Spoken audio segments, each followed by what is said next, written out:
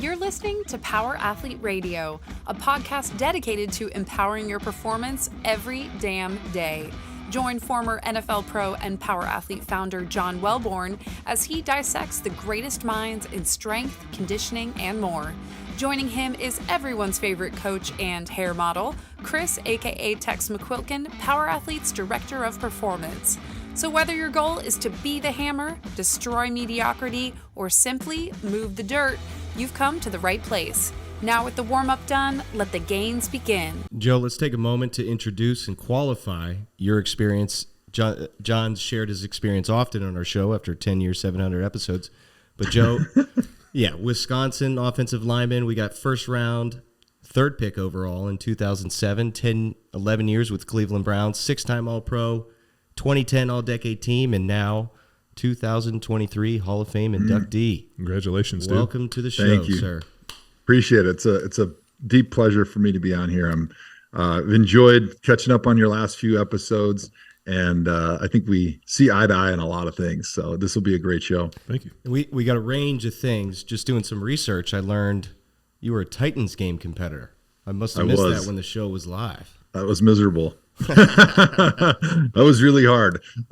It's like playing 3 NFL games in one day without trainers because it was made for TV. So like the people that set it up are not used to like having athletes competing and like busting their ass. And so we didn't even have Band-Aids. Like guys are getting shredded. Like guys are getting taken away in ambulances because you're basically doing a 3-minute competition all out at your VO2 max. And so guys are just falling over and freaking KO'd, getting carried away. And we have no trainers. All they had was like an EMT there. So after about a week, if somebody dies, we can hit clear. That's about it. Yeah, right. Yeah, that's right. We'll make sure that the paperwork is filed correctly. Yeah. But we started to get some equipment, at least like you have to crawl through these tiny little tunnels, and we were doing all sorts of real physical stuff where, especially as a big guy, it's me versus all these CrossFit champions, which was not exactly fair. We were supposed to be the pros and they were the Joes, but these fucking guys are 5'6" CrossFit champions, and we were crawling through these little rat tunnels. So it was definitely not in our favor, but at least after we started complaining, they gave us like some knee pads and some elbow pads and some like chalk and different like basic things that you would expect if you were doing a elite competition that would be kind of standard operation procedure.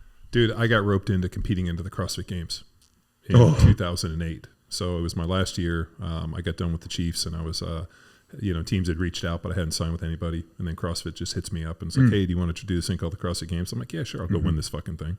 And then I show up and I'm competing, and it's like burpees and deadlifts against a guy that's 5'6", 135 pounds.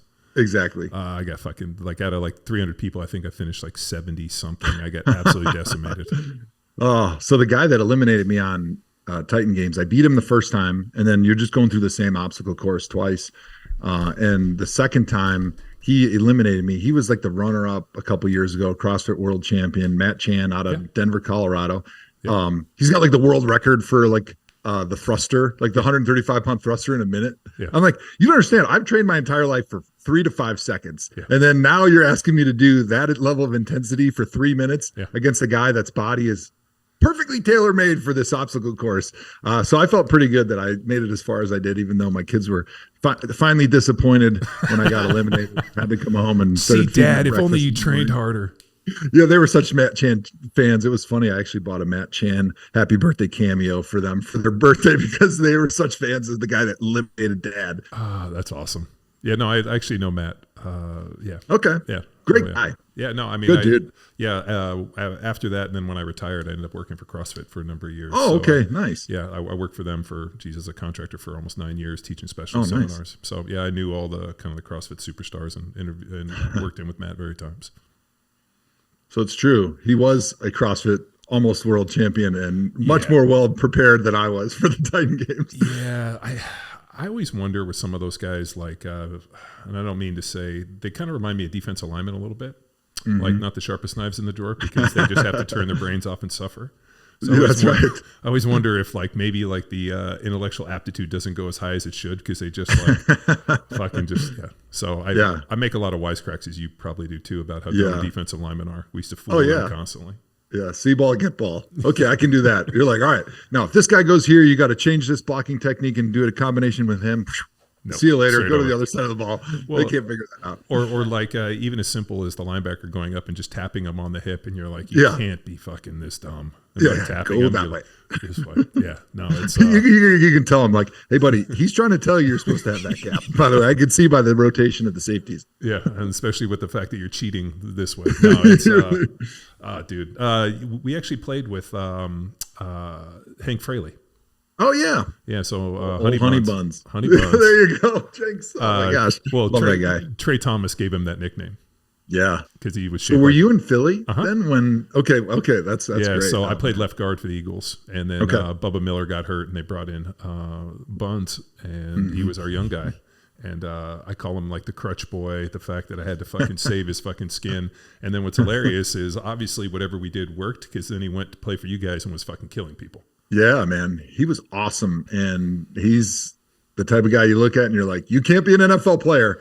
But he was so smart, he was technically sound, and he was really powerful. Yeah, and good feet. For great feet. You know, I mean, he wasn't killing anybody in the weight room, but he knew how to use his body. He knew how to use leverage, and he was super smart with it. He had a great career, and now he's the head offensive line coach for the Lions, and he's doing great things. He's got one of the best offensive lines in the NFL right now. Yeah, no, I you know Scott Peters? I don't know. He's one. I do. He's the assistant O-line coach in Cleveland, and he came out as a consultant my last year in Cleveland, and I loved talking with Scotty. So smart, and he thought about offensive line play like I did. Like I despised the way offensive line coaches.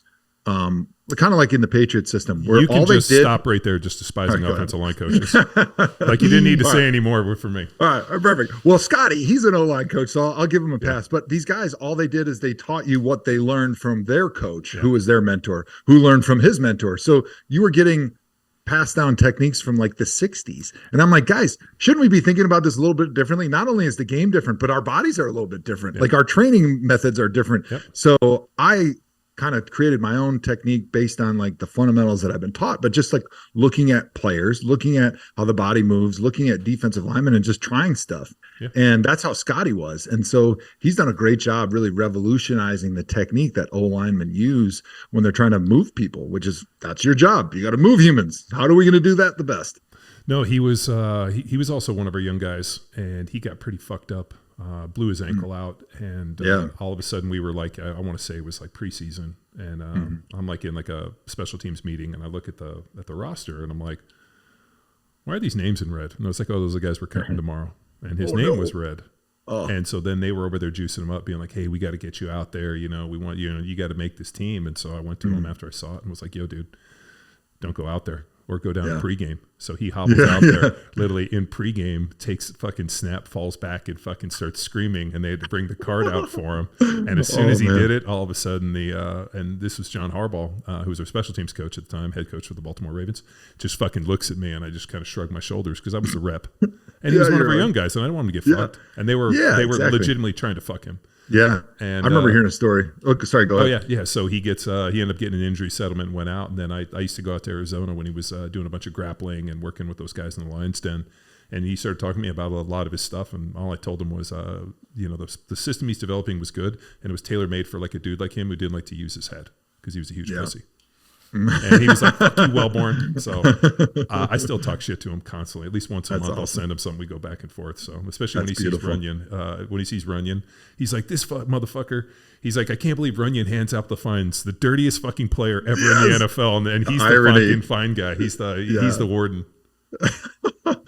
Oh man, the irony of the NFL. They're good at double talk. And every layer of the NFL is really good at hypocrisy. Well, I did the same thing. So like when I came in, they were showing me film, and I remember saying to my offensive line coach, do you have any like 6'5" white guys that aren't 400 pounds? Because they were just kept showing me these 6'8", like 350 pound black dudes. And I'm like, you got any guys that look like me?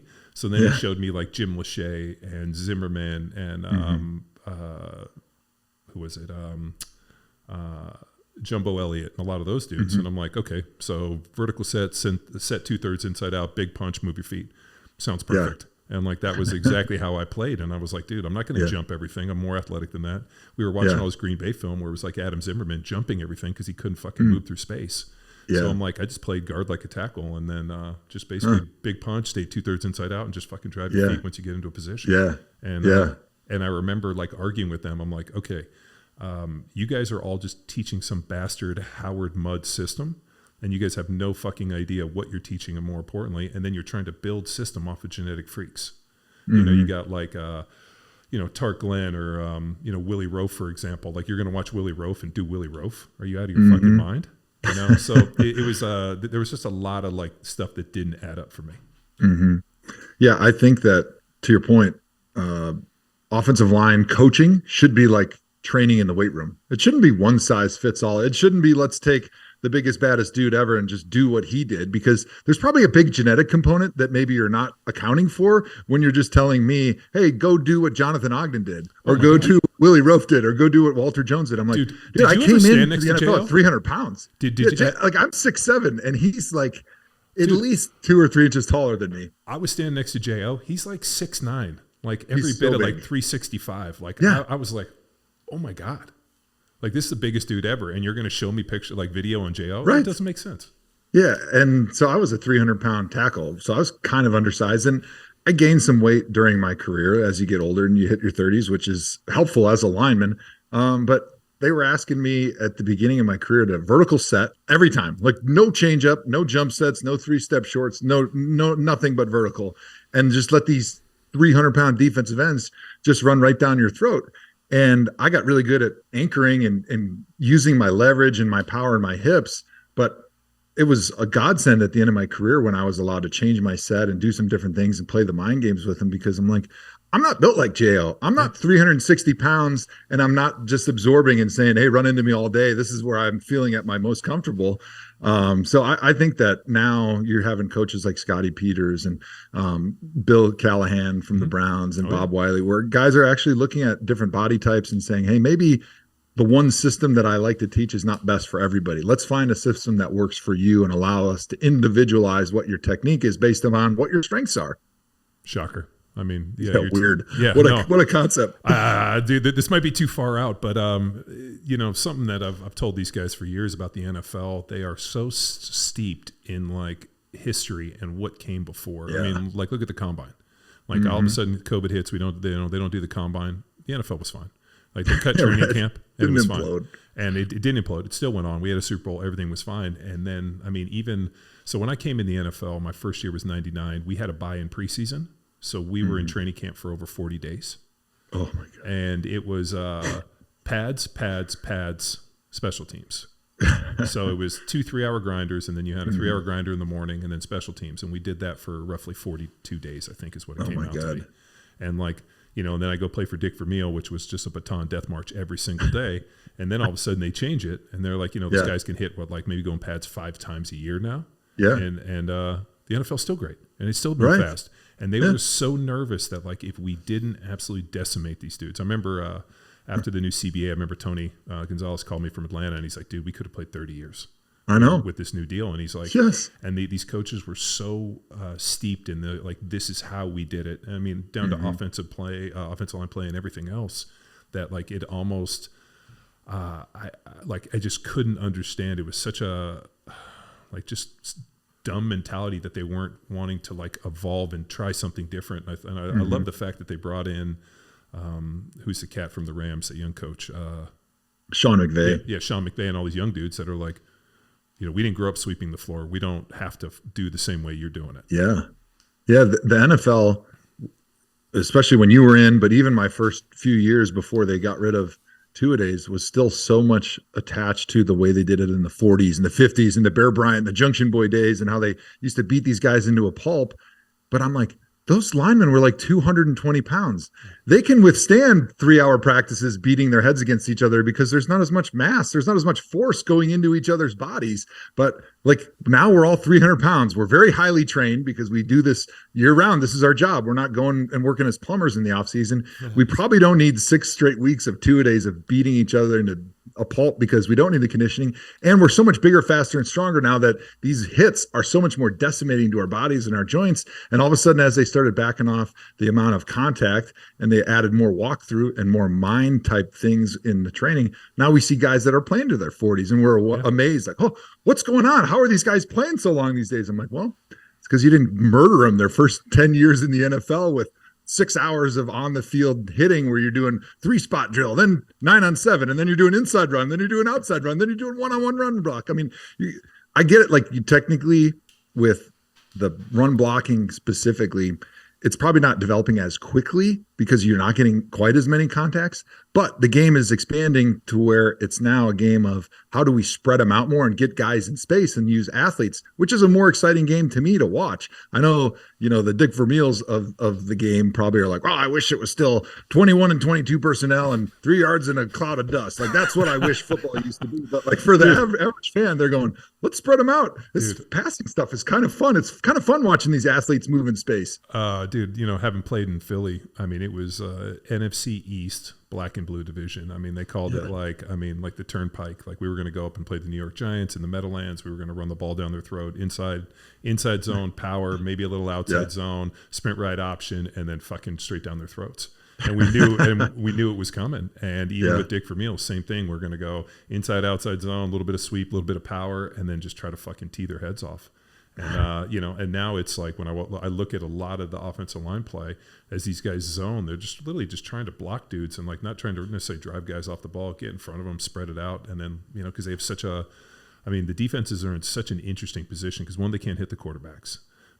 Two, they're not basically killing the receivers over the middle. I mean, like, if you were a tight end or a receiver that went across the middle, you're going to lose your head. I watched Timmy Houck end Michael Irvin's career. I watched dudes absolutely just get decimated, and it doesn't exist. So it makes it such a more exciting game. And then especially for offensive line play, it seems that like, hey, dude, like, let's spread these guys out. They're already in a defense or in a like a pass set mentality. And if we got to run the ball, we're just going to depend upon the athleticism of the running backs. I think it's great. Yeah, and I think you're seeing a lot more of the judo wrestling ideology come into line play where, hey, I'm going to use his momentum and his speed against him. I'm going to get him running in one direction. Now I'm just going to take him further and farther than he wants to go and allow the running back to find his own hole rather than saying, all right, it's a B-gap run. This is where the ball is going to run. And now we just need the biggest, strongest, toughest, dumbest motherfucker that we can possibly find to smash his head against another big, tough, dumb motherfucker and try to give us 6 inches of a gap for the running back to plow through for 3 yards. Yeah. Oh yeah. No, I played on that. I mean, you're going to put your head here between the man and the ball and you're going to try to fucking knock him out. And we did that for years. And, but then you get a situation where you get dudes killing themselves and you have all these issues and it had to evolve. It could not continue to go. And I still get people that are like, oh, it's not real football. I'm like, yeah, but that real football resulted in Junior Seau killing himself. I mean, my first year at the Pro Bowl, Junior basically fucking attached himself to my hip and proceeded to drink me under the table every single night. And then put it on your tab too, probably. Dude, and then the crazy part, he poured me into a limo. We went back home at 3 a.m. I got up to go on the balcony and puke, and I saw him running by on the beach. And all I could think of is like, that dude is a fucking warrior. And then I realized he couldn't sleep.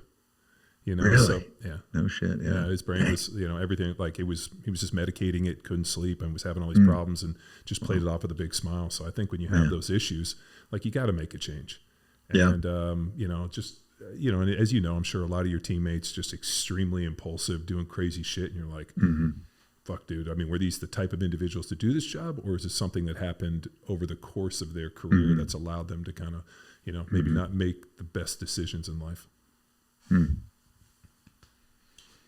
I don't know. Well, Seau leads me to one of my questions. John shared his welcome to the NFL moment, and John, you can share that in a moment after this question. But Joe, did you have a welcome to the NFL moment where it was this leap from college speed to game speed, or was there a person, a linebacker, a mentor that put you in check that sent you on this Hall of Fame trajectory?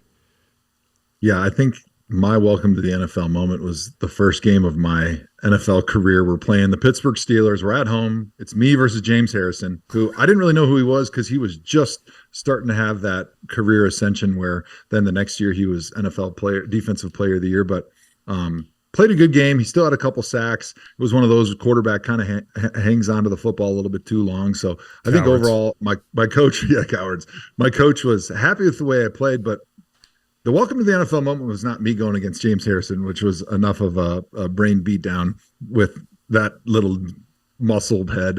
But it came at halftime, which we had Charlie Fry. He was our starting quarterback. He was our captain. He'd been the team leader all year. Halftime, first game of the year, he's benched. He threw like 2 picks in the first half. They benched him. Then the next day we show up at the facility, and the first thing that our head coach, Romeo Cornell, says in the team meeting is, you may have seen on the news, but we have traded Charlie Fry to the Seattle Seahawks for a 6th-round draft choice, and Derek Anderson's our new starting quarterback. And I'm like, dude, I fucking remember this. I'm like, this is the NFL? No, this is Cleveland. Yeah, they're like, no. Yeah, this is what happens in Cleveland. Yeah, this Even is at that point. Yeah, this is what happens. Oh, fucking Romeo. Well, they went on a run, right? Anderson led to the playoffs. We almost made the playoffs. Actually, it turned out to be a pretty savvy switch because Charlie never really had a super successful NFL career. He's kind of a backup for a little while. But Derek ended up winning us 10 games that year, and we almost made the playoffs. He made the Pro Bowl, and that ended up being kind of like the highlight of my NFL career because out of 11 seasons, it was the only season that we finished with a winning record. Fuck, dude. God damn. I totally remember that. I remember turning on ESPN and seeing the ticker and being like, holy shit, like Cleveland, what the fuck? Yeah, what the fuck? Yeah. Like, starting quarterback, captain. See ya. Yeah, we needed to make a change. We couldn't figure this out in training camp. And right. Oh my God. Yeah, no, I've told these guys, but we were playing San Diego at home, and we'd worked all week. Basically Junior had zero responsibility. Like there were 10 dudes on the field, and we basically called it a cat defense, where he just basically was the cat that was trying to kill the mouse. And so I'm playing left guard, and all of a sudden I know we're basically running a sweep to the right, and I know I'm like, we're basically working off of this 5. I got I think it was like a 5 and a shade, and I'm like, oh dude, I got Junior. I'm seeing him. All of a sudden he walks out on the receiver, and he's 20 yards from, maybe 30 yards from the side. He couldn't have been farther from the sideline. Yeah. Ball snaps, they toss it, and I take off running, and he somehow, and I was running as fast as I could, ran over the top and made the play on the other sideline. And he gets up and pats me on the butt and goes, "Welcome to the NFL, kid." And I was like, I still mathematically do not know how he did that. I had the angle. I was running this way. He was here. He ran over the top. And all of a sudden, I'm kind of running, watching him. And he hit an extra gear and just beat me over the top for the play. And we're watching it in film. And I'm just and and then the worst is he patted me on the butt. And then that was a couple years later. I'm at the Pro Bowl, and he sees me and is like, "You're with me." And then he basically relived the story and would tell people the story, be like, "You know what?" And then so it was great. And so he gave me 2 of my welcome to the NFL moments. That and drinking me under the table for a week. It was fucking terrible. Back when they used to have the Pro Bowl in Hawaii, and they used to stay at the Iolani Hotel. It was just only Pro Bowl players and their family. That was so much fun. And I think they destroyed the Pro Bowl themselves when they moved it to Orlando and Florida and Miami, because then nobody wanted to be there. Half the guys already live in Florida anyway, and they don't want to take time out of their off season to go play in the Pro Bowl if it's not really feeling all that special. But Hawaii felt special. That was a really cool experience, having that out there and bringing all those guys together where they could drink all the rookies under the table and then put all the and then make us pay tabs on their rooms. No, it was great. I got to the end, and I was I looked at my room bill, and I'm like, "Ooh, I guess we're paying for this one." It was a great time. But the other part too is, they set it up in such a way that there was interaction with the fans, but then there was you were just kind of sequestered away, where you could go out to the pool, have a good time. You were on the beach, and it wasn't like it is today. But also, this is really before the advent of social media, which didn't really kick off until the 2010s, which is another thing I was going to ask you. When you came in the league, social media really wasn't a thing, and then towards the end of your career, 2017, social media was such a big thing. Yeah. How did that change in terms of the fan interaction and you and dealing with the media? Was it better or worse? I felt really fortunate that when I came into the NFL, it was newspaper and TV and radio, and that was it. There was no Twitter. There was Facebook, but it wasn't really used the way it was now. It was more just about connecting your friends. That was it. And it was great because even though we didn't have a lot of success, I had a lot of good coaches that gave me great wisdom. And I was always the guy that was sitting in the front row with the big notebook, taking notes of everything I heard because, I'm not really good at paying attention unless I'm writing things down. So it was just a way for me to kind of pay attention in a meeting, but I really absorbed a lot more of that knowledge. And Romeo Cornell was the one that told me, he's like, first thing you want to do as a rookie, just turn off the TV, don't get the newspaper, cancel all that because none of that shit matters. It's rat poison if you're doing a great job and they tell you you're doing a great job, because they're always going to tell you you're better than you really are doing, and they're always going to tell you you're worse than you're really doing. The only voice that matters is the voice of the coaches in these rooms. And I actually took that to heart because, you know, it's really easy to get down in the dumps in the NFL when you're losing, when you're not having success, because everybody piles on. And then the same thing happens on the way up. Like if you're playing well and you're doing good things, all of a sudden you think your shit don't stink, and then you're not going to improve. You're not going to be grinding for perfection because everybody wants to tell you how great you are. And so I kind of had that mentality early on in my career. So when social media came on board with Twitter and then Instagram, like I didn't even join the platform until my last year in the NFL, until I realized that, hey, I'm going to do something in my post-career life that will probably need an Instagram and a Twitter account. I don't know what that's going to be, but it probably would be a good idea while I'm still a professional athlete to at least get it and to gather some of those followers so that then I can use those platforms with whatever I decide to do when I retire. So I felt like I was really lucky. And I think you're actually starting to see some tide turn a little bit on the social media stuff with pro athletes, where the guys are realizing how much poison it is and how much more money you can make if you just turn it off and focus on, how do I be the best pro athlete, the best left guard, the best football player that I possibly can be? It's going to be so much more productive rather than listening to the yayas that have never played even high school football tell you how great you're doing or how shitty you're doing. Yeah. No, I mean, just the fan interaction. I'm constantly amazed. I mean, obviously, you know, like fans were always around and I was always happy to meet them. It's a lot different when they're at training camp and you meet people face to face or whatever. But then all of a sudden when they're behind, you know, the veil of social media, like the ugly shit people say, I'm like, I'm just, it's really added an interesting element to this. And then also you know, I mean, because there's a ton of betting and whatnot. Just the fact that people are so into what people's social media, trying to find some edge for it. I'm like, the other one I was laughing about is I was kind of going through some of the NFL stuff. I can't believe how many of these dudes are getting busted for gambling on apps. Oh my gosh. It was just a couple of weeks ago that guys were suspended, I want to say like for a year for betting on like college football on like some type of sports app. Like I'm not a gambler. I can't gamble because I work for NFL Network, and I'm not really a gambler as it is.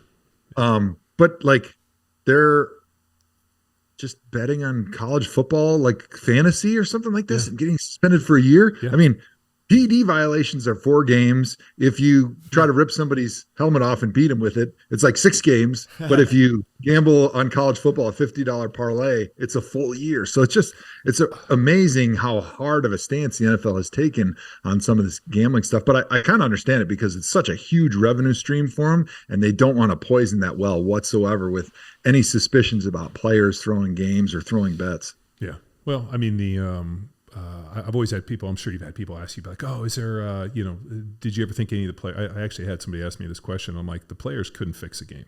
There's no fucking way. The way they fix it's not like basketball or baseball. The only way they fix a game is through the refs. Like the refs are the only one. And I like, there was shit that would happen where I was always like Spock eyebrow, where I remember we were playing Green Bay in the first round of the playoffs, and we had like an 18-play drive. We had 3 TV timeouts in that 18 plays. In the cold, like in Green Bay in January at night, and they kept like, we were fucking killing them, and then they called like TV timeout, and they're like 2 to 3 minutes. Yeah. And then we're just standing out there chilling, and then we kept fucking running the ball. They called another one, and then we got to the red zone. They called the third, and we're just like, and Runyon started screaming. He's like, the fucking fix is in. They don't want us to beat them, you know. And so whenever the guy that's working for the NFL now, as their fucking the fine guy, I'm like, God damn you, Runyon. The congressman who now works for the NFL. Oh shit. Yeah. No, but that was like I always said, dude, if there was gonna be a fix, it would be somewhere between the refs and whoever calls down from the magic box to like tell them these things. Because I'm sure you've seen it where like all of a sudden a call gets reversed or something, and you're just like, what the fuck are they looking at? Yeah, exactly. I mean, there's times now, especially that they have the microphone in their ear, where they're picking up a flag or they're dropping a flag, and you're like, that didn't just come out of ether. Like that came from somewhere. Somebody told you to do that. And certainly, I think if you're the gambling person, you're like, all right, quarterbacks and running backs, they may be able to influence the game negatively, right? They're obviously not going to be able to do anything positively because they're already trying probably as hard as they can. Sure. But like the people upstairs in the skybox that are calling down to the refs, the sky judges and the refs. That would be the place that I would be the most concerned if I was an official or an NFL official. I wouldn't really care about anybody else, because what is an offensive lineman going to do? As soon as I give up 2 sacks, I'm out of the game anyway. So and then you're cut on Monday. Yeah, then I'm sitting home with my family. No matter how big that bet was, they're going to be real pissed at me that I'm not making my NFL salary anymore. Yeah, no, it's I'm totally with you on that. Is fantasy in bounds? Like, not affiliated with money, or live players allowed to just participate in free fantasy football? I think you can play fantasy football. I'm not into that fantasy football either. I just got so much other shit going on. My wife plays a little fantasy, and she doesn't play for money, but there's like a couple $100, I think, with her friends at the end of the year that you win. And so I'm not sure with NFL players if they're allowed to play fantasy with no dollars attached to it or not. But also, how much fun would that? I mean, I don't know. Maybe it just seems like it wouldn't be that much fun if there was nothing on the line. Maybe there's like, hey, you gotta get a tattoo of my face on your ass or something like that. I mean, which would also be a good bet. Yeah, that's my college buddy's which bet. Maybe there is a way to put something on the line without it being monetary. Yeah, no, I mean, they were all pretty. I mean, like, when you come in the NFL, like especially in training camp, they do kind of a securities deal where they're like, hey, use a condom. Don't marry or strippers. I mean, like, they always come in and say all this stuff. And one of the big ones was like, stay away from gambling. If people want to buy you dinner, just like, especially in Philly. But I remember after the season, we had our annual NFL or offensive line kind of like party deal in Vegas. And we were out there having a pretty good time. And I sat down at the table with, I believe he played for the Cleveland Browns, a guy named Ross Burba.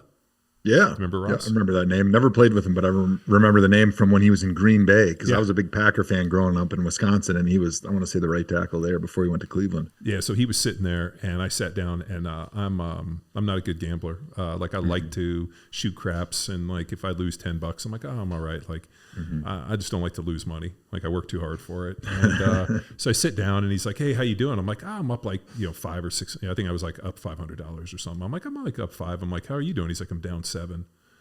And I was like, oh. And then they like came over and he signed this slip, and they put all these like 1,000 chips in front of him, and I realized he was down $700K.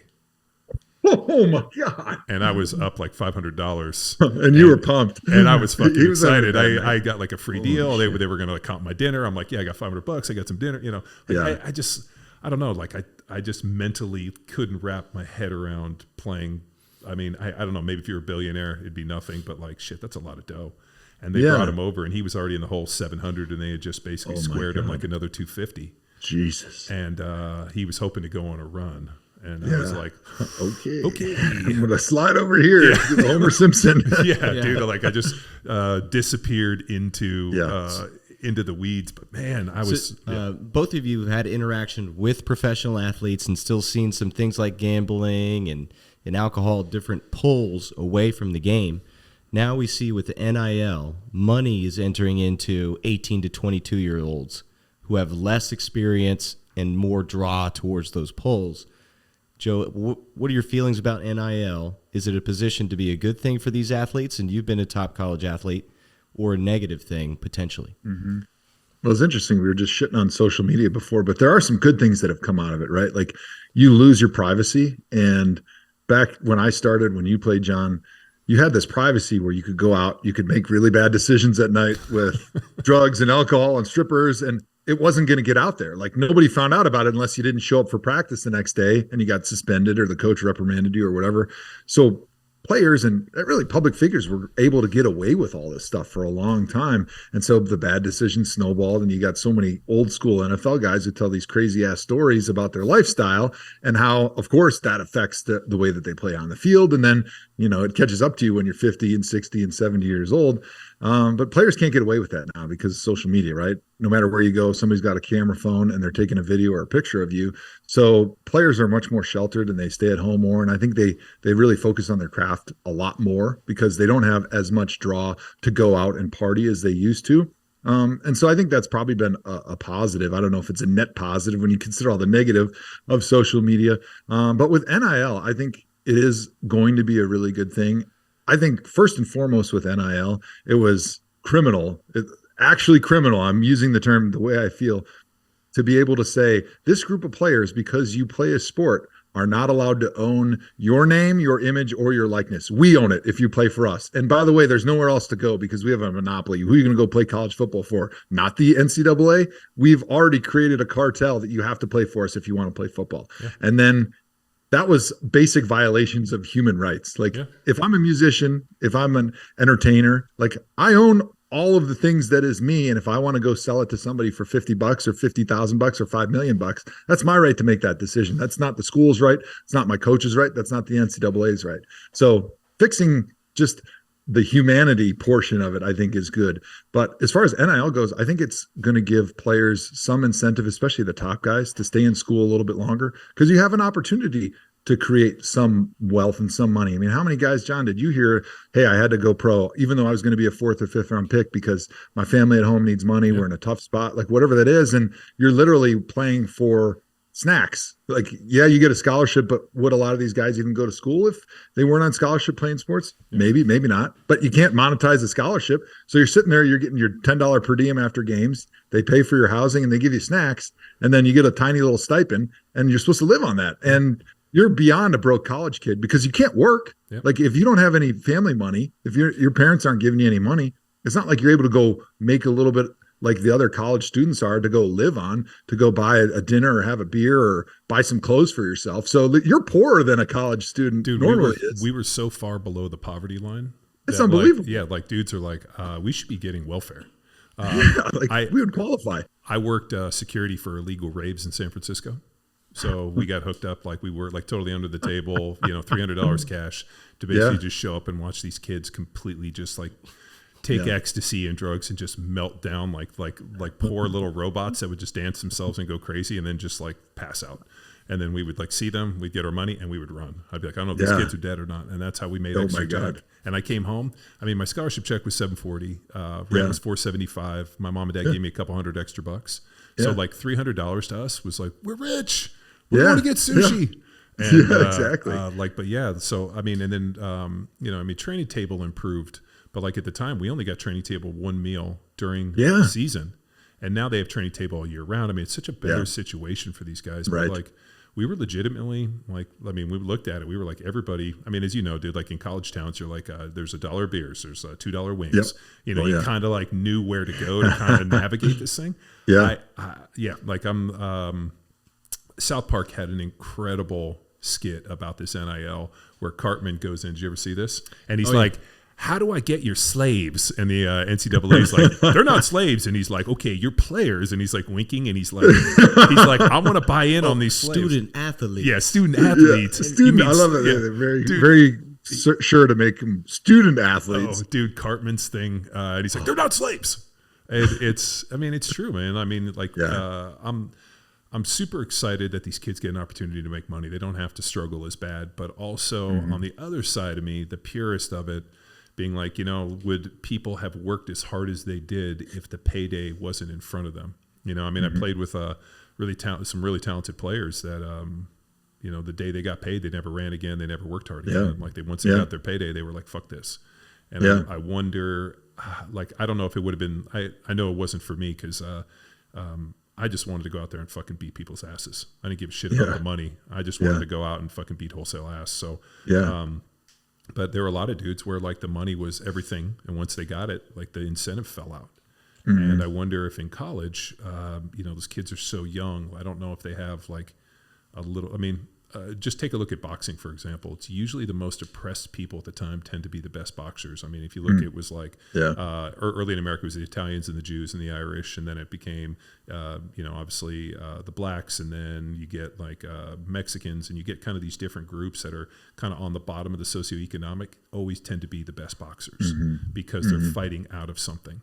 That's why like the Tyson Fury, like white, gypsy kind of that culture.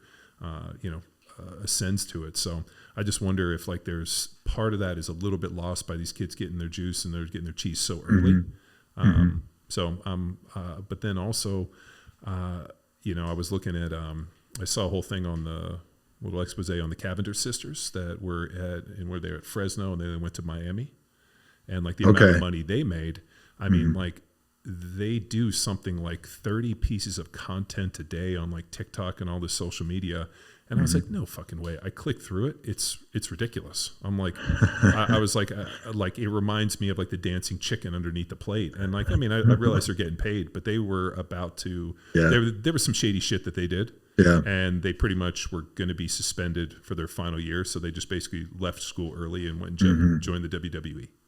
Yeah. And I'm like, so I mean, they navigated it well, but it's like, I just think it's like they're going to have to do something to regulate it, whether it's, hey, we see this money, you're going to have to put it in an escrow account. We'll give you a stipend, but you're not going to have access to this $3 million.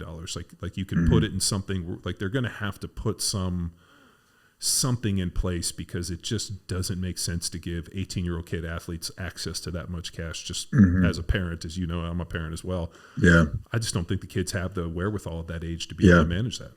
Yeah. I think it's going to be really good for female athletes and for non-revenue sport athletes, right? Because those are the guys that are going to be making potentially millions of dollars in pro football, basketball, baseball, etc. But like, I was on the track team in college. I married a basketball player. Female, in case you're wondering, and like we didn't want to assume any gender. Okay, yeah, I know you don't want to assume in today's day and age, and I got 3 daughters and a son, and for them to potentially in college, like they could be the biggest celebrities on campus. Like I live in Madison, Wisconsin. Our volleyball team won the national championship. They have an enormous following. Like their volleyball players are the most famous people on campus, and for them to be able to monetize that a little bit right now is phenomenal, because they'll never have an opportunity down the line with a professional career the way they could possibly right now. So I think that's really good. But to your point, the NIL system, especially because it's new, it's not perfect. I'm not arguing that this is the perfect system, and it's going to continue to be tweaked. It's going to be changed, whatever those looks like. I think that's going to be good for it in the long run. And it's going to need it. But that's like with anything in the world. Like, when's the first time you roll out this enormous platform like that and it's just perfect from day one? That just never happens. Like, it's always going to get changed and it's always going to be tweaked. And I think when we look back 10 years from now, even the harshest critics are going to say, you know what, in the end, I think this was good for the athletes. It was good for college sports. And there was no way we were going to be able to continue to hold these student athletes to the status quo for the rest of eternity, especially with the advent of social media and their ability to monetize their brand directly to fans. Yeah, no, I'm in complete agreement. I think they have to put something in. The other part of this, though, is also the transfer portal. I like, that's another part I have is like, let me think about it. I mean, even as a young college player, I'm sure there was a moment where, I don't know, maybe you walked in day one and started. I didn't start until my second year, and my first year when I redshirted, like, I mean, shit, dude, they were like, I don't think I was told one positive thing for those first couple of years. I mean, my coach was like such a fucking asshole. Like the amount of like attacking and negative reinforcement. Like, I mean, we just persevered through it, and then you end up being okay. But like now, I think like if a coach talked to a player like that, he would have transferred like within 2 seconds. We just had nowhere else to go. And I think sometimes, I mean, it's I wish football was a kind and gentle place, and I don't know how you forge football players in like a kind and gentle way. At least maybe the way that, or maybe the game's evolved where you can. But I know that these coaches are in a precarious situation, because how are they hard on these kids to be able to get them to do this? But like not so much so that the kid's butthurt enters transfer portal because, my coach was mean to me. Yeah.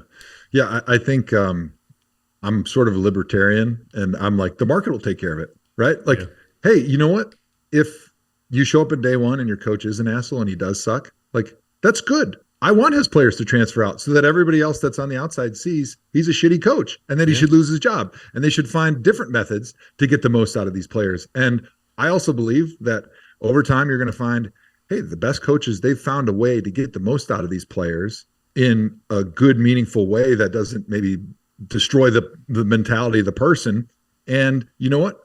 Other players are going to see the success that this coach is having, putting guys in the NFL, making millions of dollars, creating great young men. And that's going to be important to the recruits' parents. They're going to see it just the same way we saw, hey, at Wisconsin, Jim Huber's a really good offensive line coach. I want to go play for him because he can develop me potentially into an NFL player. And so I think it's important to have that transfer portal so that the teams are holding up their end of the bargain. Now, I totally understand, like, you're going to have guys that are just going to bail at the, first chance they get if they get yelled at or if they get demeaned. Or the first sign of like adversity. First sign of adversity or when things are tough. But you know what? That guy's going to go in the transfer portal and maybe nobody's going to pick him up because that coach is probably going to get a call from the next coach wondering, hey, tell me about this guy. Why did he leave? And he says, well, he's kind of a wussy. I don't think he'd fit in your system.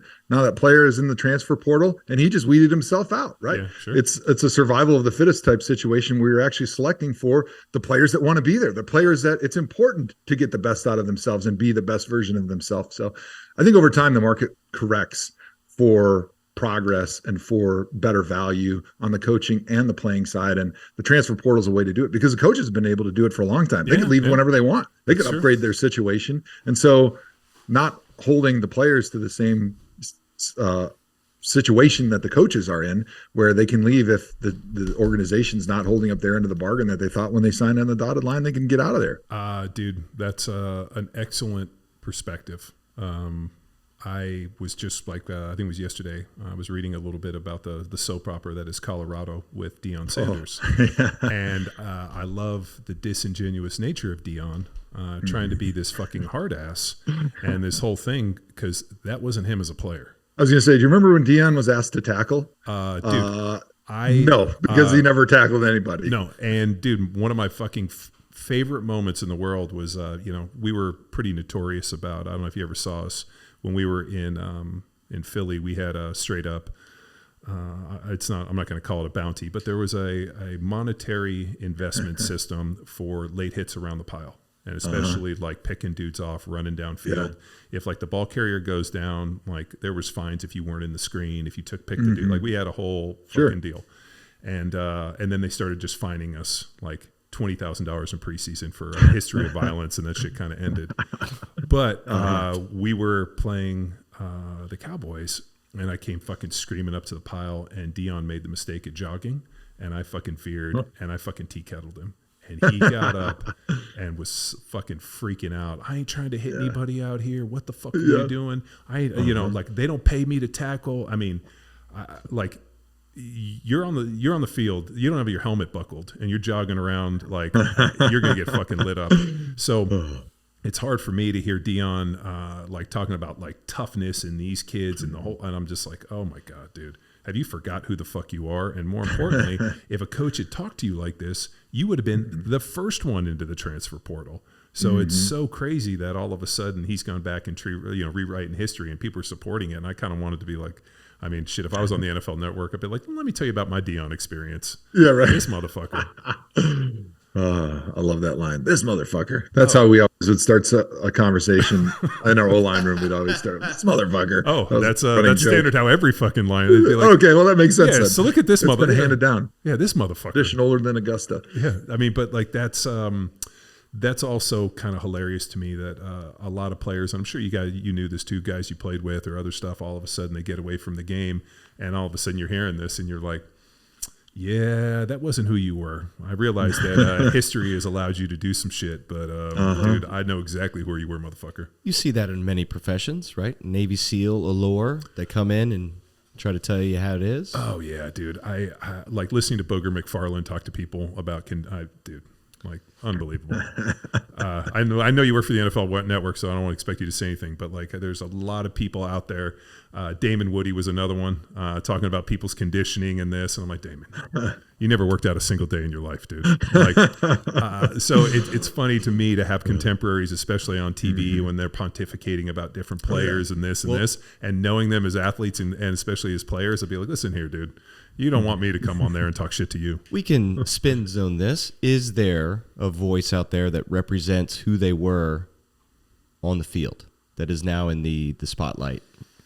Ooh. Yeah, I mean, shit, dude. I don't care what you say about Gronk or any of these guys. I mean, nobody played the game as well, as hard, and with much dedication as Tony Gonzalez.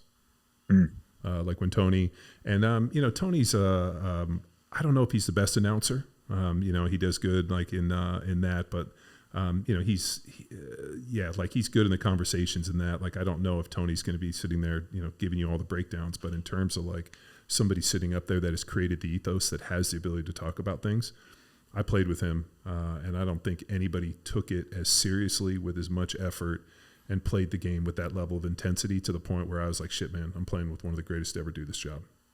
So he was a great player in that way. Schlereth, it was another one. You know, Stink played the game extremely hard. I remember we were out and he's like, you know, I was pretty good. I just wanted to see how good I was when I could have surgeries too.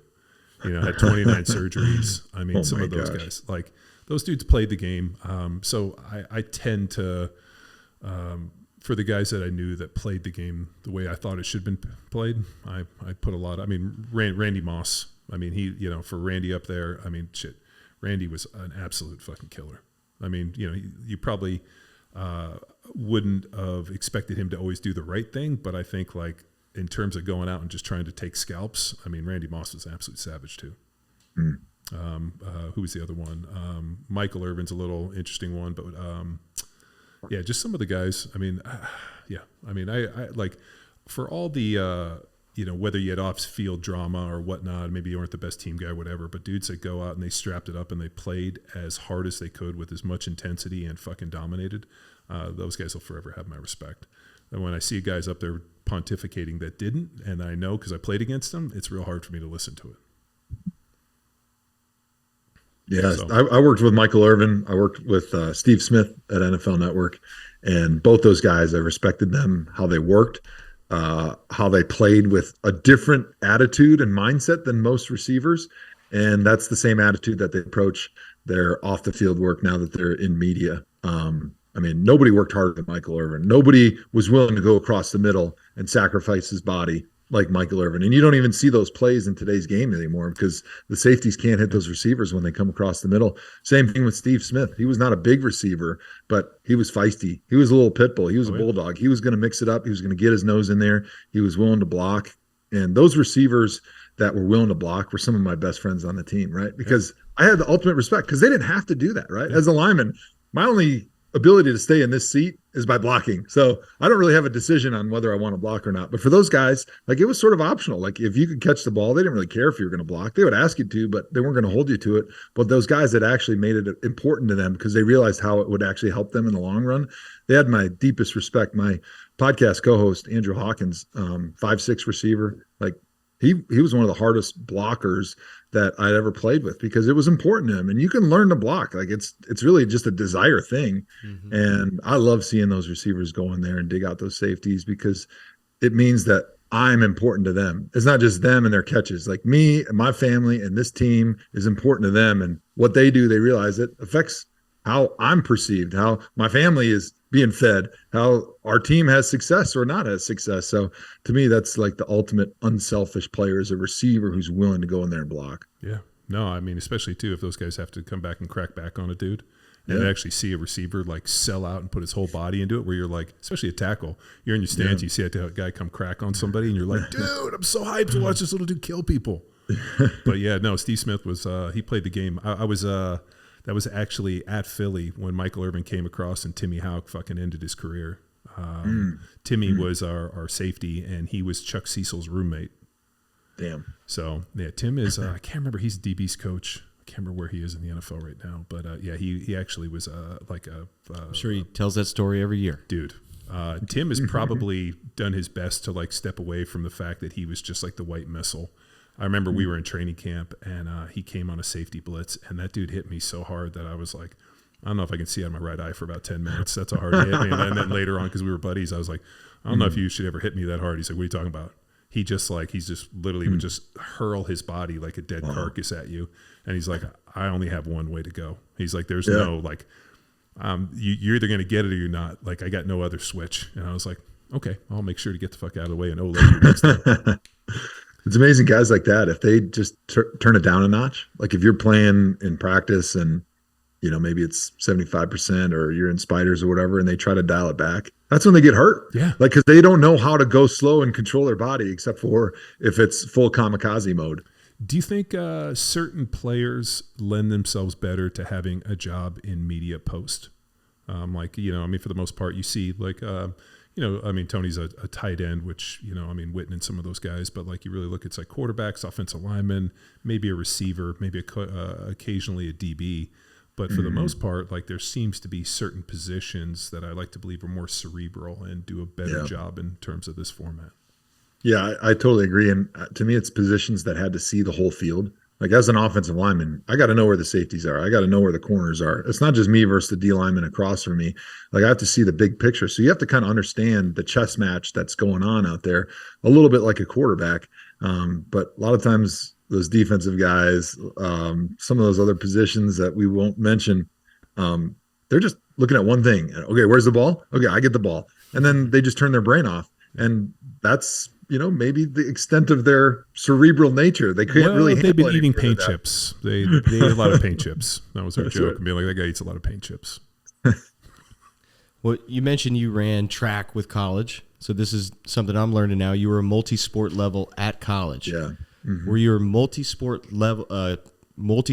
athlete growing up? And then are you going to push the same for your kids?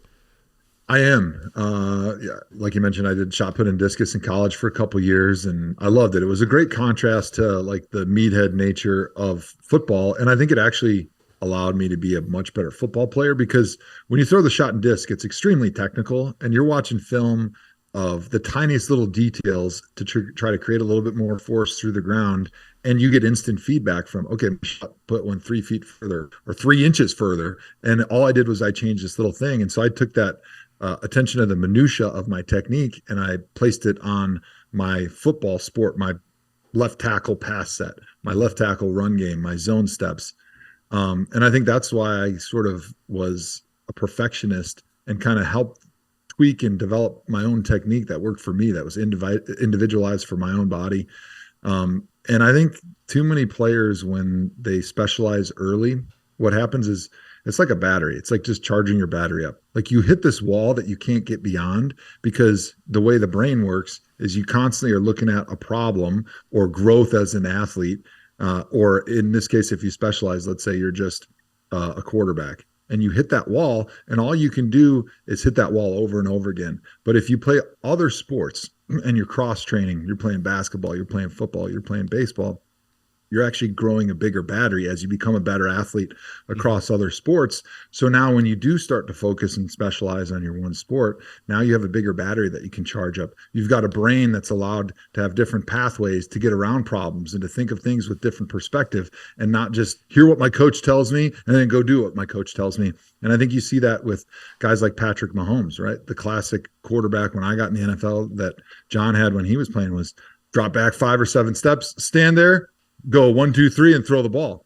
Now you're realizing, hey, maybe if we get these quarterbacks outside the pocket, if they are scrambling, they're good athletes, they're able to run to their left and turn their body and off platform, throw like a shortstop and throw the ball 45 yards down the field to strike a receiver that's streaking down the middle of the field on a post route. Like, wow, that has tremendous value. Where did he learn that? Well, he was a great shortstop when he was in high school. He could have gone to Major League Baseball. That's who Patrick Mahomes is. And I think you're realizing the value by watching the way NFL players are changing and evolving, because the best thing you can do for your middle school, your elementary school, your high school kid, and even in college, I thought it was a huge benefit for me, is let them play as many sports as possible. Because when a player is having joy, when he's going out and he's competing, he's getting the most out of himself. He's training in that almost max effort range. Whereas as soon as he starts to specialize, brain gets a little bit bored, gets a little bit redundant. Now you're not getting any better because you're not training hard enough. You're not working hard enough. You're not competing and getting the most out of yourself to become a better athlete. Dude, I don't think I could have said it better. Yeah, that was awesome. I mean, that was, in Texas, football is very political, so they hold playing time against you. You're not going to play basketball this year, or else you're not going to start at running back. That's tough, man. So they do hold it against you, and it's unfortunate. I coach high school lacrosse, so it's a club outside of the formal UIL, and that's a big motivator. Is I'm trying to help them gain their social intelligence, so they can have this conversation when it comes. Because I understand the value of, one, playing multiple sports, and two, just the potential to go play college sports. My guys are not the biggest. There's more opportunity for them to play college lacrosse and college football. So just creating the possibility and now helping them have this conversation when it's inevitable and their playing time is held against them. The ability to do something outside of football. I've always said, dude, if you want to develop football players, teach them some other skills, whether it be basketball, something that teaches you to move in space. For me, it was boxing. So I boxed from the time I was pretty young. Interesting. Boxed on the Cal boxing team. We went and trained with those guys in the off season. And, and then Ralph, who was, trained me when I was in the NFL, he trained Antonio Tarver for his conditioning stuff. And, Jimmy was fight coach. So, we did a ton of that. And just the ability to move through space, cut a guy off in the ring, basically never square a dude up, play 2/3 inside out. First meaningful touch, how to judge distance. How to understand how to fake and move. All of those skills, I think, were more beneficial for me playing offensive line than actually any of the offensive line stuff I ever learned. Yeah. It was part of my deal. They were always like, how are your hands fast? Because we fucking hit speed bags. We did all this. We jump rope. All the different things that I did in training for boxing ended up helping me be a better offensive lineman than I think the guys that were just training for offensive line. So I always think offensive line is a good culmination of a lot of other skills that you can kind of pour a little violence in. And then obviously if you're smart enough to pick up the playbook and understand how to, where to be. As a big part of offensive line play, as is, okay, where's the ball going? What's everybody else doing? All right, now how do I put myself in the way to be able to do my job? And it was always fascinating to me where guys be like, what's my assignment? I'm like, how about we start where the ball is going? If you know where the ball is going, there's a good way, as long as you get your body between, even if you don't know what's going to happen, if you know where the ball is going, as long as I get my body between the defender and put my body between the defender and the ball, you're going to get right 99% of the time. And if you don't know what to hit, I tell young dudes, if you don't know what your play is, just knock somebody in their ass. The coach will be like, you didn't get the right guy, but you killed somebody. We can work with that, opposed from fucking guys hopping around, standing up, looking around like your head on a swivel. But no, man, it's really frustrating for me seeing almost like, and I'll use the word like, it just feels backwards, like in terms of developing. And like you said, dude, we're seeing it with the Patrick Mahomes. I watched clips of the kid who I think he was the top high school quarterback recruit, is like an Olympic volleyball player. And when you watch the kid, he plays down in Long Beach out in California. They were showing him at a 7. Yeah, he's going to Tennessee. Dude, they were watching him, or I watched some clips of him playing 7-on-7. The kid's like 6'6", 6'7".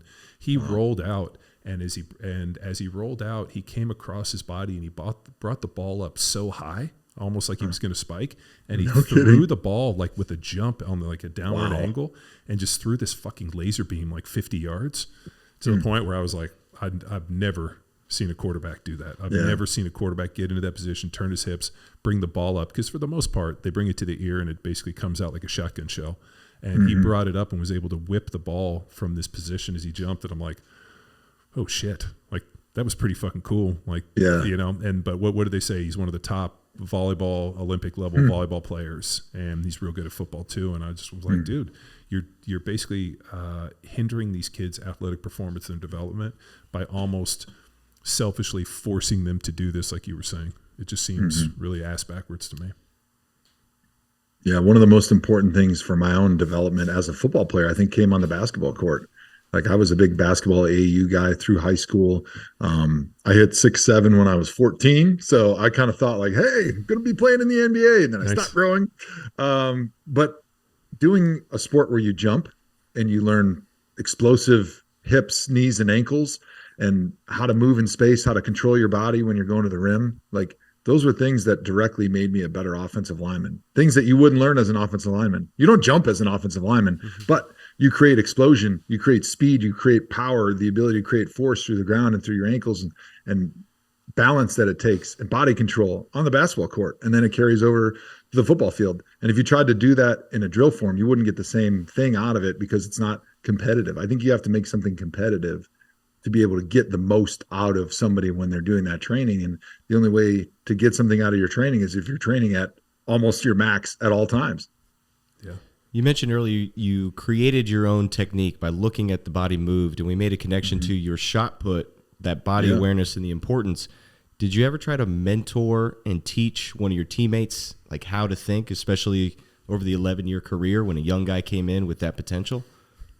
Yeah, so I picked up yoga my 3rd year in the NFL, and I think that was a huge thing for me, helping my mobility, because I'm a very stiff-jointed person in general, which is good. It makes you explosive, it makes you fast, but it also makes you injury-prone. And as an offensive lineman, you don't want to get hurt. So picked up the yoga, but I think the best thing I got from yoga was the mindset and the mind-muscle connection. Because in football, it's just a meathead football coach going, that's hard, hit him, hit him. You know, you never slow things down, and you don't realize that your mind doesn't know the difference between full speed and half speed and walk through speed. It just knows you're going through the patterns. And so slowing things down and understanding how my brain can tell all these tiny little muscles to work together, learning the sequencing is something that I picked up in yoga and was able to transfer it to the football field, so that if a coach told me, hey, I want you to bend your left ankle a little bit more, I want you to roll your knee in just a little bit more on your left side, like whatever he told me, I could do it immediately. Whereas so many guys have like a wall in their brain because they don't know how to do that. They don't know how to tell their brain to tell their muscles how to work differently. And so yoga really helped with that mind muscle connection. But shot put was huge for me, learning the technique that I kind of developed for myself with the vertical set, with the pass set, because it's very similar. You use your inside leg, you're pushing off your inside leg, you're pushing off with the ball and your big toe on your inside foot, and you're gripping the ground like an eagle would grip like a branch. So you're creating tension in the bottom of your foot, and then you're exploding off, and you're kicking with your other leg. So it's a push and a pull. You push with your inside and you're pulling with your outside leg. Is that called the glide? The glide? Yes. Versus the rotation, the spin? Versus, rotation or spin. And I thought to myself, okay, who are the fastest people in the world with a kick set? Well, it'd be a glide shot putter, right? Because that's all they do. And you select for the greatest, fastest gliders because they're able to create the most force and to throw the shot put the farthest. And I saw what they were doing, and I was like, well, maybe I should be doing that, because the number one most important thing for an offensive tackle when you pass it is how quickly can I get back in that first kick? Because if that guy gets ahead of me on my first kick, it's already over. Now I'm out of balance, and I'm trying to catch up, and he's already a better athlete than me. And you got to cross over and step in the bucket, and then you're screwed. Yeah. And it's a nightmare. Yeah. And you'll lose every time. And so I realized that, hey, if I win the set, if I beat my man to the spot every single time, I'm going to win. And even if the guy's bigger than me, I'm going to be able to sink my hips and absorb him if he bull rushes, as long as I'm able to recognize it. But if I beat him to the spot, I have the upper hand almost every time, and I'm going to win. And so that's kind of how my own technique developed in my mind. And then, like I said, especially towards the end of my career, I love teaching. I love coaching. I get such enjoyment out of seeing a guy that's struggling with something, giving him one or two cues or something to think about, and then seeing him make progress. And so I love doing that at the end of my career. And that's why I'm coaching 4th and 5th grade track athletes right now in the shot put and discus. That's why I've got our Sports Advantage facilities. That's why I train a group of 15 old guys, because it's fun. I love coaching. I love using this knowledge that I've been blessed with from playing 11 years in the NFL and 20 years total of football, and thinking about things differently than just how the coach told me, to be able to give that gift to so many other people is really why I feel like I found passion and joy in retirement, where a lot of other guys, they struggle because they just don't have that sense of purpose, I think, when they retire from the NFL. Well, there's an interesting transition piece between like I was a star, I was an athlete, and then all of a sudden, like, the job ends. And a lot of guys try to hang on too long instead of pivoting into something that looks like either teaching or mentoring, or what can I do to bring people along and give people a greater opportunity to succeed. And I think the sooner you get into that, and I firmly believe that you get a chance to live many lifetimes in the case of this lifetime. Like the fact that I got to live and play in the NFL for a decade and do that, and then it ended. And I was fine to be like, that was one lifetime, this is my next. Mm-hmm. And I'm fine to take and I almost look at it like a separate life. I run into a lot of guys that can't detach or can't, put it to bed or fucking bury it. And I'm like, dude, like it never goes away, but you're not going to be able to jumpstart it again. And living in the past just makes you really fucking anxious and depressed. Mm-hmm. So, live in the present, and what can you glean from it? What can you do? And I really think it's teaching, it's mentoring, and it's allowing people to, do the best they can with the information that you're providing them based on your experiences. And I think the sooner you get to do that, man, the more rewarding it becomes.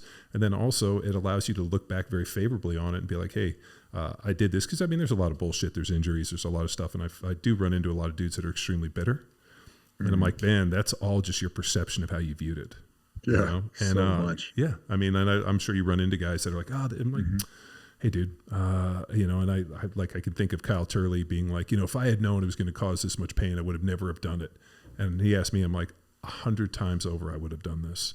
Mm-hmm. And all the scars and the pains and the injuries and all the other BS, like, I would never trade any of this for the the experience that we had, dude. Like, this is the greatest point. We were like Jolly Green Giants walking the earth. I got a chance to play every Sunday in white spandex in front of millions of people. I mean, running out, like, it was great. It was an incredible deal. But, like, realize that was one life, and now you're into your next, and you can have this, like, almost the memory of a past life to guide you in your present. Beautiful. Yeah, no, it's great. Dude, I'm so stoked that you found that. That's inspiring, and it's great to see. Yeah, as a bald guy, I feel like I can make fun of bald people, and I think I see NFL players' careers a lot like getting bald. Like, usually when you go bald, you're the last person to know that you're too bald to have a haircut. You're like living with the swoop and the comb over for probably 2 or 3 years longer than you should, because you're not willing to accept the fact that, dude, you're bald. You got to just shave your head. Just let it ride. Just let it go. Yeah, and that's the same thing with NFL careers. Your identity has been wrapped up forever as a football player. And you're the last one to realize that you can't do it anymore. And you don't want to accept the fact that you're not good enough to do it. And I feel very lucky that as an offensive lineman, we didn't have as much of our ego and identity wrapped up into being a football player and what that means, not only on the field, but off the field, with money and relationships and access and all the things that come with being a professional athlete that are pretty nice. Like, realizing that at some point it's going to end. And a lot of times for most guys, it's not going to end very well.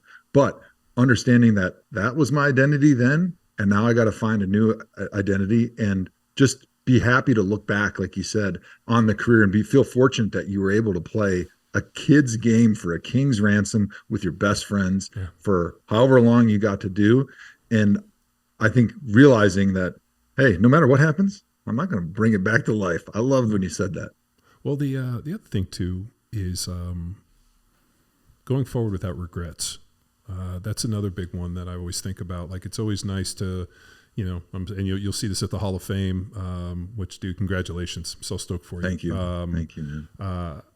I was going to ask you a little bit about your speech and how much you've worked on it, but like showing up there and like seeing contemporaries and guys who played, and then people, like playing the game the way that you should have played, and having dudes be like, man, I didn't like playing against you.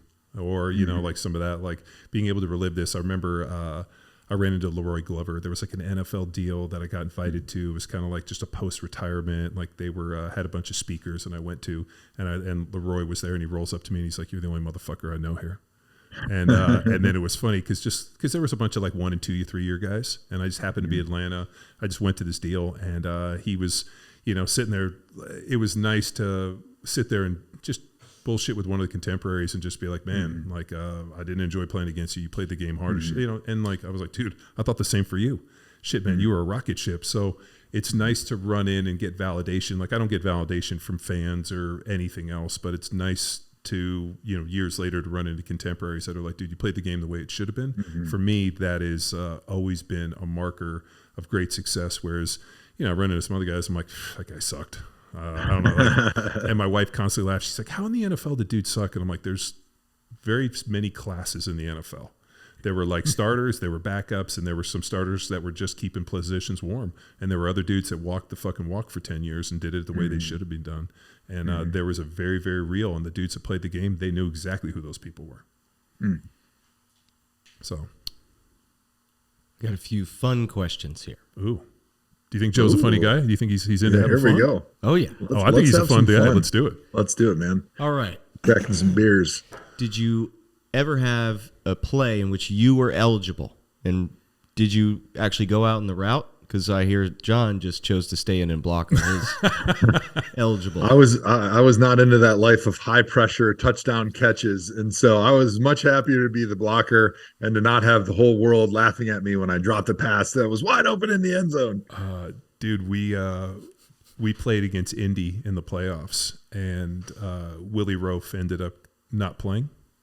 Back was hurt, didn't want to play. Put in his backup, who wasn't ready to play, against Dwight Freeney, first round of the playoffs in Indianapolis in the playoffs. Oh boy! Oh yeah, it was a legitimately bad deal. And so I'm playing right tackle, and all of a sudden I see my backup come running on the field, and I'm like, he's like, "You're playing left tight end." Now, mind you, we hadn't run this at all. Like we hadn't practiced this at all, and thank God I know the playbook. Like that was one of my deals where. I like to, like the first day when they give us a playbook, I'd basically go try to memorize everything I could, because I wanted, like, when somebody asked a question, I wanted to be like the person to answer the obscure thing to make everybody think I was probably way smarter than I was. But I pretty much knew the routes in this, so I ended up going left tight end, tackle eligible. And they were like, hey, you're supposed to be running this and this. We're going to stay in and block. I want you to just take a shot on Freeney. So we did that for a few series. And then all of a sudden you got to take a shot, and I need you to basically like an up and over. And I'm literally running, and I'm just praying to God, don't throw me the fucking ball. Bob Sanders and these dudes were absolutely going to decimate me, and thank God they didn't throw me the ball. You know, my hands are taped. I'm pretty much casted up. You look like a Ninja Turtle. Yeah, like there's no way that I'm going to be able to catch this thing. Fingers. I can't lift my arms because obviously my shoulder pads are too tight. My jersey's like all fucking wrong as I'm just running. So, I thank God they didn't throw me the ball. John mentioned Freeney. I imagine he's one of those opponents. Who's your favorite opponent or list of? And then I know John always wanted to go against a J.J. Watt. Is there a dude now? So the sub-question, is there a dude now playing that you would love to line up against? Well, I didn't like lining up against the good players, because those are the guys I lost the most sleep over. The Dwight Freeneys, the DeMarcus Wares, the Terrell Suggs, James Harrison, those guys, I mean, they made you work.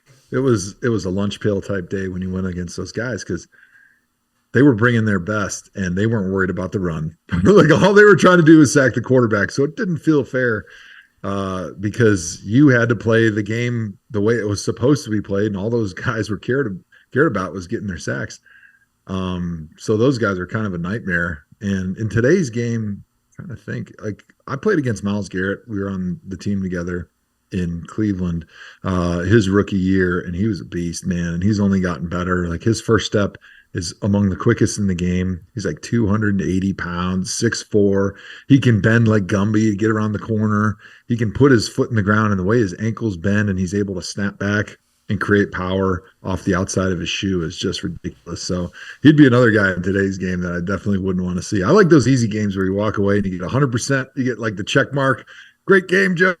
Your guy never got anywhere near the quarterback. You did well. You're barely sore. You're ready to go and train hard on a Monday. Oh, shit, dude.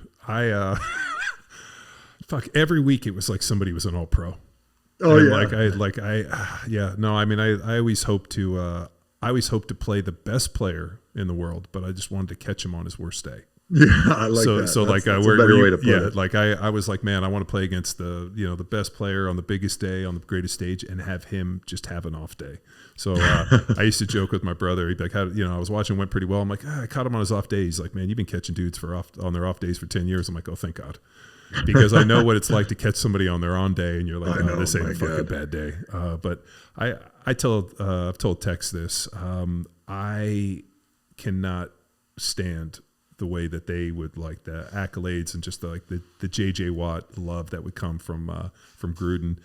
And it drove me fucking crazy because, one, he never had a responsibility. He would shoot gaps that had extra dudes. He fucking left guys hanging out. He had contained. He would go inside. He pretty much was so disciplined. Yeah, undisciplined. Yeah, you said undisciplined. I was going to say unorthodox and try to be nice, but it fucking drove me absolutely crazy. And then he would do some ass-wet backwards shit that just happened to work out. And then you would hear Gruden go, JJ, what? And just be like, I would have fucking loved to have played against him. Just for the fact that I would have just tried to fucking light him up. I got a chance to play against Bruce Smith and Jason Taylor. I mean, Warren Sapp, all these dudes that I got to play against. And I'm sad. The other one, which was funny, I was in a production meeting in Philly, and Howie Long came in, and we were doing the production meeting, and he was talking to me, and he's sitting there with his glasses. Howie's over there trying to pretend he's fucking not Howie Long. And we started talking about something, and I was like, what my biggest regret is? That I'm not a little bit older, because I would have loved to have played against you. And his whole fucking demeanor changed. He was like, what? He was like, what? And, nobody's ever said that. Yeah, that's exactly what he said. No, nobody's ever said that. Nobody won. And I was like, my biggest regret is that I didn't get to fucking play against you. I would have loved to have played it lined up. And I swear to God, dude, like, if it had gone on 2 seconds longer, we probably would have ended up doing one-on-one pass pro in the fucking production meeting. Shit. He was still like, they only had him listed at like 6'4", and I'm 6'5" and 3/4. Like, I'm just a hair under 6'6", barefoot, so 6'6" with shoes. And I thought he was taller than me. Dang. I mean, he was at least 6'5", 6'6". I mean, we were looking eye to eye, and like all of a sudden we stood up and things got real tense, and they were like, "Holy shit!" So it's that was I didn't get to play against Howie, and I didn't get to play against J.J. Watt, so I would have liked to play against those two guys. All right, last one here. Favorite football movie of all time? I think it's Varsity Blues for me. That was kind of in that era, generation when I was in high school. And as a high school football player in Wisconsin, you dreamed of playing like under the bright lights of Texas football where, the whole town was there, because we just didn't really have that experience growing up in Wisconsin like kids do growing up and playing in any city in Texas or really across the South for that matter. But also the shenanigans that they got into made us high school boys pretty jealous. Nice. So I can't wait till my son's old enough where I can show him Varsity Blues, and I want to see if he enjoys it the same way that I did when I was in high school. Nice. Any given Sunday.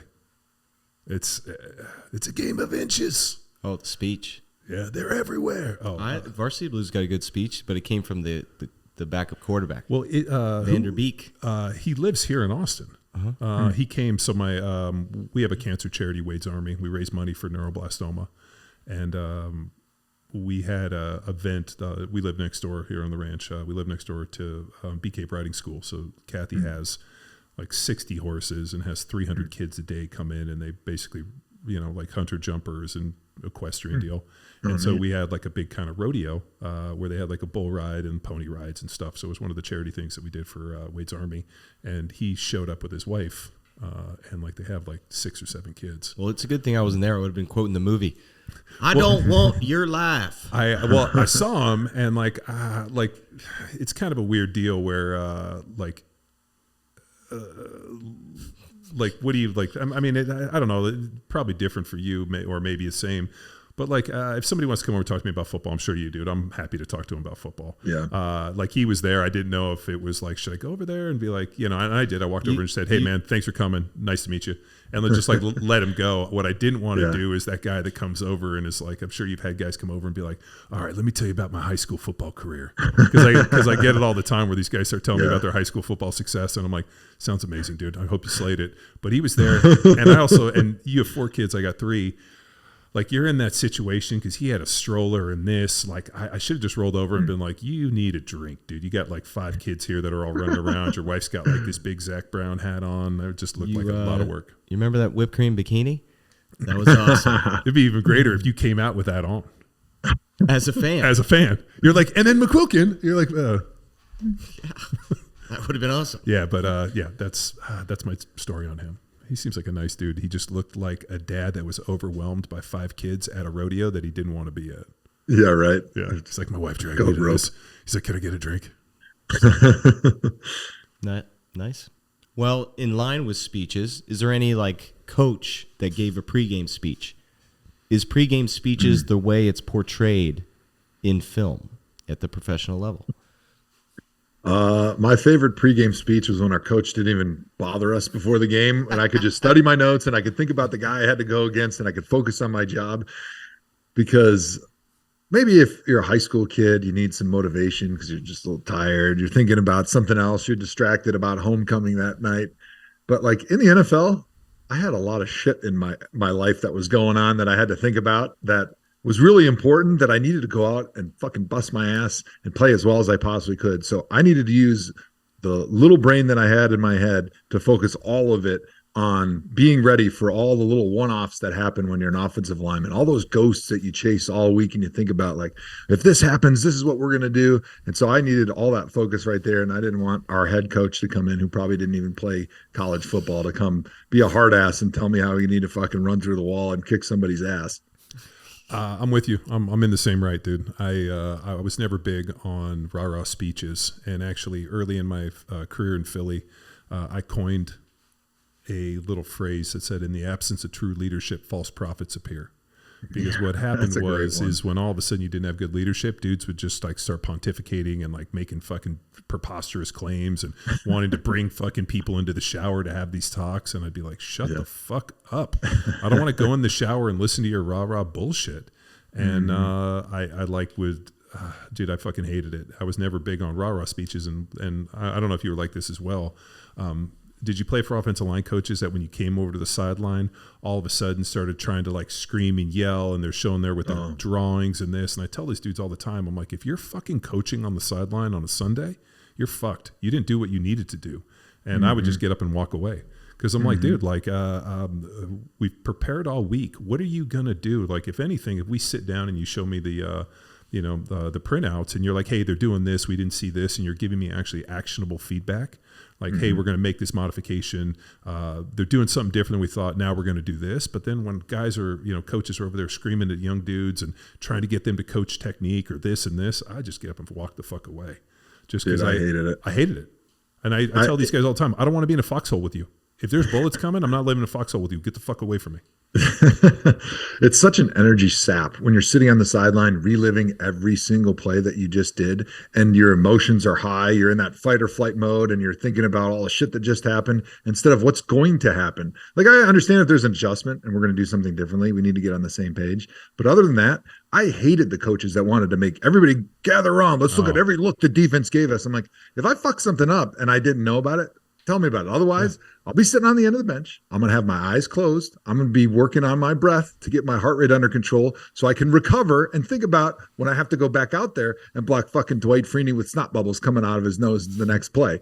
But I'm over here on the sideline getting all worked up, getting me all worked up and emotionally drained. That's doing nothing but harming my ability to go out and do my job in the next series. Thank God. Amen. God, I hated those dudes. Chris has heard me say this forever, dude. Like, if you got to coach me on Sunday, we've already failed. And it's already over. You've already lost. Yeah, we've already lost. Like, just go out there and like let playmakers be playmakers. Like, go out there and fucking run 100 miles an hour. You guys know what to do. You're professionals. Go do the job. And I tell young dudes, you're professional. Go out there and do your fucking job. If you don't, we're getting new people in there. And like that was that was always my attitude. Like, I'll do it as long as I can. The day that I can't, just tell me and I'll go do something else. Yep. And then at the end, I'm like, I could have just stolen for another year and been like a good rock room guy. Just stick me on IR. Yeah, no, I was like, just have you be me like the older guy that mentors the young dudes. And they were like, nah, fuck you. We ain't doing that. You either playing or you're not. So it ends. What is it? It ends whenever it ends. So you got? I got a full sheet here. This is good. This is great. It's great, dude. Joe, the one thing which is universally true is usually when I run into other offensive linemen, they're usually pretty cerebral, pretty smart, good conversationalists, like to have a good sense of humor, and for the most part, pretty good dudes. So thank you for keeping my batting average at 1,000. Oh, well, I appreciate that, man. It's been a fun time reliving some of the glory days, and you're exactly right. Just a couple little Hall of Fame events that I've gone to. The one group that always finds each other, it's O-Lineman. And it's just like this for 90 minutes, couple hours, because we've always saw the game and life the same way. And I think the transition's been very similar, and it's great getting back together. So thanks for having me on the show today, guys. Yeah, well, thank you. Awesome. And if you're ever in Austin, Texas, or we're in Madison, Wisconsin, I'll reach out and I'll buy you that beer. I can't wait. Beer, and then you buy me some barbecue when I'm down in Texas. If you come to Texas, I will take you on a barbecue tour. I got can't wait. Yeah, you got to live here for a little bit, because there's a lot of places that the tourists would go to that we know some other spots. So I'd love to. Man. That's awesome. Thanks, guys. Appreciate it, dude. Best of Joe, luck. if people want to follow the journey and help celebrate the Hall of Fame, where should they go? Great. Yeah, I'm on Twitter and Instagram now, at Joe Thomas 73. Pretty simple. I got a farm. We sell beef, grass raised, a little bit of corn to finish so that it tastes good. What's the name of your farm? And do you guys do like Six meat Springs boxes? Farm. You guys So do like meat boxes? we're still growing. Like, we only are raising about 20 steers a year right now, and we're just supplying restaurants in Madison. But shipping beef across state lines, I've realized, is a little bit of a challenge. Yeah. But I'm hoping to continue to grow the brand and figure out a way that it can make sense, because everybody that's had a chance to taste the beef is like, wow, this is like some different shit right here. I'm like, well, yeah, because I don't care how much it costs me to raise it. I'm trying to raise the best beef I can, because I don't need the money from the beef. But what I want to do is to raise my own meat, because it's important to me to eat good shit. Dude, I could not agree more. We have Stay Classy Meats sends us a ton of buffalo and stuff from Nice. Montana. And then there's an amazing 5,000 acre ranch just about an hour and a half south of here called Augustus Ranch that I've gone down and visited with the owners, looked at all the herds, explained to me why everything that they don't do any genetic modification. Everything they grow is within their own stuff and has been there for years. And That's awesome. like, if I can show up and be impressed by that deal, I'm stoked, man. So that's badass. I'm stoked you're doing that. That's awesome, man. I'll leave you with this, guys. Food is medicine. Took me way too long to figure that out, but that's how I live my life now. So I think that's Socrates. Or that no, was Socrates. Yeah, That was Sun Tzu. I think he said it right in The Art of War somewhere. All right. Well, thanks for tuning in. Another episode of Power Athlete Radio. Bye. See ya.